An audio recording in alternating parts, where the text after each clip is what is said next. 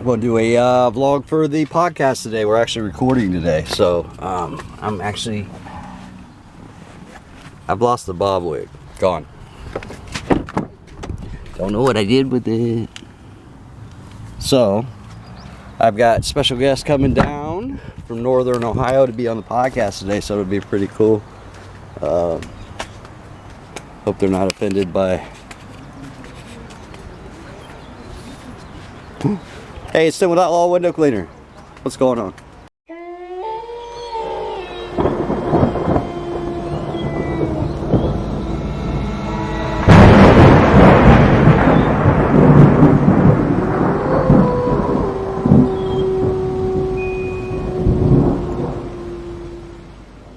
So I'm super stoked about today. We're going to record the podcast right now. I'm driving that way.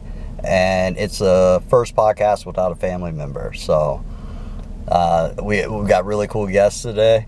Well, there are a couple car links back, but rolling with the window cleaners with us today, Craig and Grace. So when we get here, obviously we'll get them into the vlog and you guys see what we're kind of doing. So you guys will get to see what the processes of us doing this podcast is in the studio and everything like that. So it's going to be a really good time. Hope you stick around and see what happens today. I don't even know what's going to happen. Now, wait. All right, so getting ready to start the Outlaw Radio show. Oh. You need some stickers. Got to prep.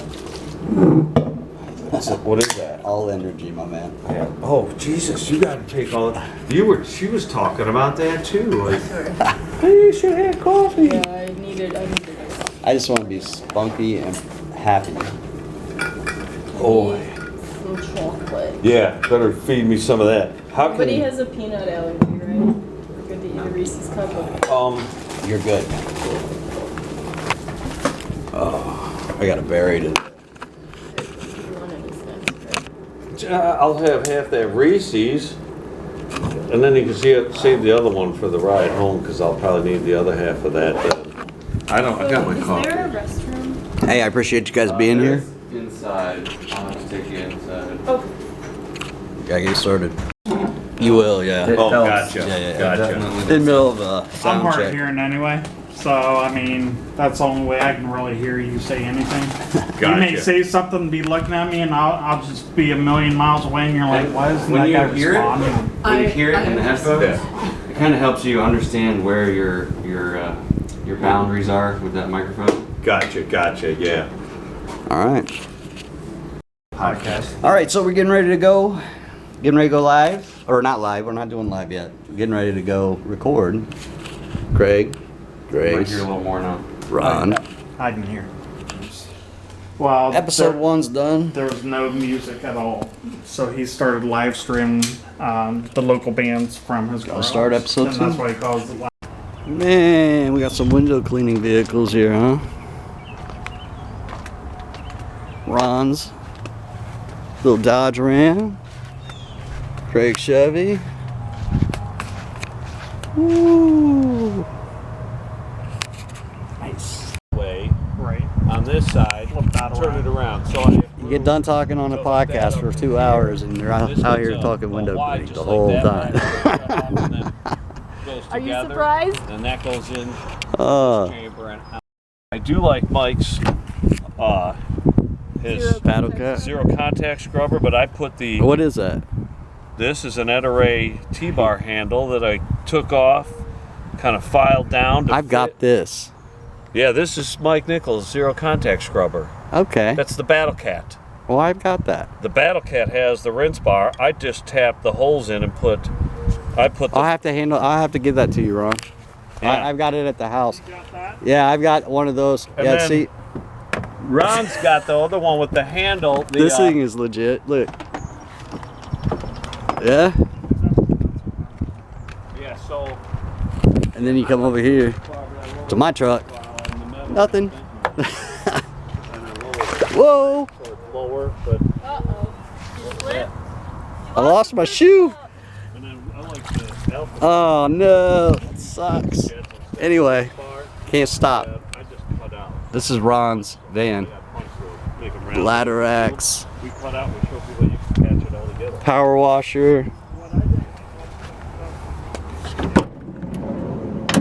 Look at this. He's all set up. Got his rubbers. Hook. Hose. So he got this. He had a 2021 GMC that he bought brand new. He was running around in a dually, and just from buying this, he got this basically from saving in gas. It pays for his payment, just what he's not buying in diesel now. So it's kind of crazy. Man, I gotta do something with that. That's horrible, man. This feels disgusting. Oh no. Can we water fed pull my shoe? So that truly was a fun Outlaw Window Cleaner radio show, man. We got 2 episodes today, and just the emphasis of this being a conversation with other guys and women in the industry. That's all this was. I like where we're going with this. Let me know if you get a chance. Actually, just go up to the main channel, Outlaw Window Cleaner, and you can see all the podcasts there. Tuesday nights, the first episode with Craig and Grace will be this Tuesday, and then second episode will be next Tuesday. So I'm going to keep premiering them. I think we might be trying to go live soon, so we can get everybody involved into the show. And I don't know, I've been gone since 1. It's 6:30 now, so I gotta go home and cook dinner. So, day's ending, I'm cooking dinner. Wings. Steaks are done. Leah wanted wings. So, join us for the join us for the Outlaw Window Cleaner radio show tomorrow night, and I'm gonna end this vlog with a little bit of rolling with the window cleaner with Craig and Grace. See you guys. How you doing, window cleaners? We are rolling with the window cleaner. I'm Craig. I'm Grace. And we are here. We are going to go back in time. We're going to do a review of the brass squeegee, yes, the dinosaur. And we're going to take you back to a time when this kind of all began for us here. And we're going to go over a few of these things. Grace, what is kind of the beginning of the squeegee? I think we have one of them, an example right here. Yeah, the Chicago squeegee was the state-of-the-art squeegee with the 2 pink rubber blades. And it was state-of-the-art until 1936 when Ettore Stacone came out with the brass squeegee that we know today.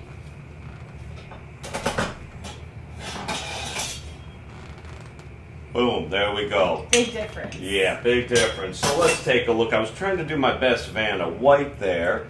So what we have here is that rubber, that 2-tiered pink rubber. It separates in the middle. I get my fingers in between there. And we have on here some stamping. And this is a W.J. Dennis squeegee. This is called the Ideal. And it's not the fancy handled one sold by the same company, but Noah Peterson over at Window Cleaning History, he has some great examples of that squeegee. I believe he does actually have an original one. So 1921, this one is dated on the back right here. And we have another version of the same one. It is the W.J. Dennis Company Ideal out of Chicago, where they get the name the Chicago Squeegee. And, this one's brass, not painted, a little lighter, it's a little smaller, and it's got the 2-tiered white, and that has been exposed and has deteriorated, is no longer usable. I bet these channels and handles are. So, from there, Grace, you mentioned Ettore, and tell me a little bit about the Ettore. What goes on with the Ettore brass? What makes that so important in all of this? So, Ettore Stacone was an Italian immigrant, and he was a window cleaner. He didn't like how heavy the Chicago squeegee was, so he decided to do something about it. And he came out with his... What happened? That's heavy. Oh! Yeah. You scared me. Yeah, I know. He came out with the brass as a better alternative, in his opinion, to make his job easier. Kind of like how we modify tools, he took it upon himself to make a tool that works best for him. So, yeah, and we have an example of that here. Grace, why don't you go ahead and measure that one right there? That is the longest one we have. How long is that at a channel right there? Let's take a look at that. 21 and a half. So they call that a 22. The rubber comes a little longer, sticks out on each end. You get the idea, but a 22, and we've got an 18 right here, and you know, I noticed things on the backs of all of mine. And we've got a small one right here. Now, what size is this one?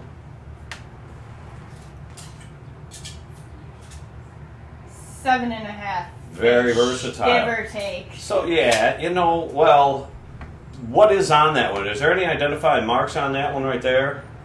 It says Stacone Products Master, not a more Starret product. Not a more start product. Are there any kind of markings other than that, like an engraving? Yeah, R.11 R.11. or LL. Let me take a look at that. Let's see what that says there.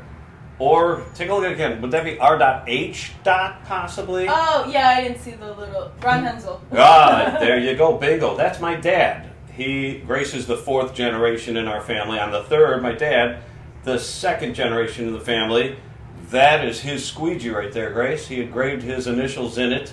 And that is not a Morris Star product. Why would Ed put that on the handle? Because we go right over here, and we have a Stacone Morse Starret product right here. It says it right there, Stacone. Same last name as Ed, but it does say Morse Star product. When I flip this over, the handle on the backside, a little different. It's got teeth here. On the Ed, it's just rounded right there. Rounded right there. But this one has teeth. That's straight across. I don't know. Feels the same, made out of brass. There must have been something going on for them to put not a Morris Star product on. Company division, who knows what. But there are so many names that go along with these that come in line after Ed and Stacone, whether it's a Morris Star product or not. We look at the Chicago from the W.J. Dennis Company, the Ideal, or, you know, those right there. Unger comes into the game with their brass squeegees. Grace, what do you got? What are some of the names you got over there? Got 3-star. 3-star. Never heard of them before. That's old. They're not around. Continental. Continental. That sounds continental. Sounds fancy. Yeah, it does.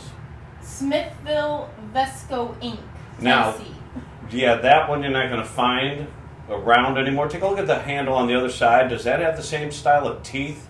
Yeah, it's got 3 little teeth. And I know that that's got a good fit and a good feel. The handle on that, the angle, each of these has a little different angle, a little different fit and feel. Some for smaller hands, some for larger. I know that TriStar that you got your hand over there, that one, isn't that a much thicker kind of handle Yeah, it's around? like an oval. Well, that was Kind of. kind of shaped and designed, and in those days turned into customized into a 0 degree when we didn't have any. So the user actually bent that around, Yeah. just like this user did to this one here, to get the angle that they desired out of their squeegee, and you know, many purposes. But it was a one size fits all, and you go from there. But some of the handles, that's the Smith, which is at the Vespa. This is the Smithville Vesco. Vesco.